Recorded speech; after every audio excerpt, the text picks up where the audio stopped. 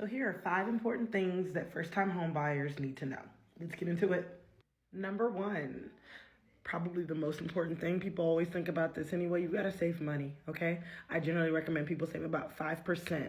Whatever purchase price that you're looking at, about 5% of that is the money that you kind of want to have set aside between putting down your down payment, closing cost contributions, appraisals, inspections. You want to have money set aside so that you don't run any issues that you didn't know were issues.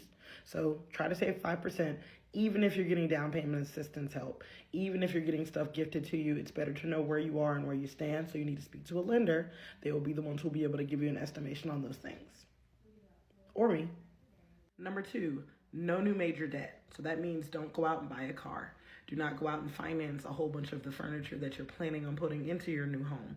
Anything that's going to make it so that you have an additional major bill that's going to mess up your debt to income ratio potentially. So you want to speak to a lender before you do something like that. But generally, the rule of thumb is no major purchases for the 30 days-ish that you're in the contract.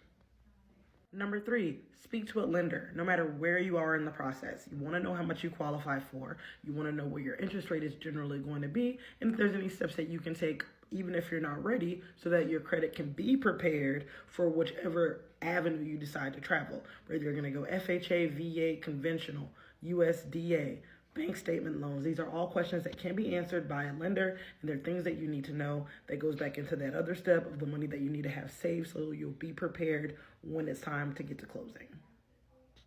Number 4, let's keep that credit card utilization down, all right? 30%, try to keep it around there. So that means that 70% of your card or 70% of your account is paid off, okay? And the other 30% is something that can be the rotating debt, and that's generally fine. You won't affect your credit too much. So if you can help it, try to keep your utilization down to the 30%. Pay it down to that amount. Now, so I have had people run into some issues where they decide they want to pay a credit card all the way out and close the account. That might not help you, so make sure you speak to somebody before you make a move like that, all right? Probably a lender. Finally, number 5, which in my opinion, number 1, speak to a real estate agent.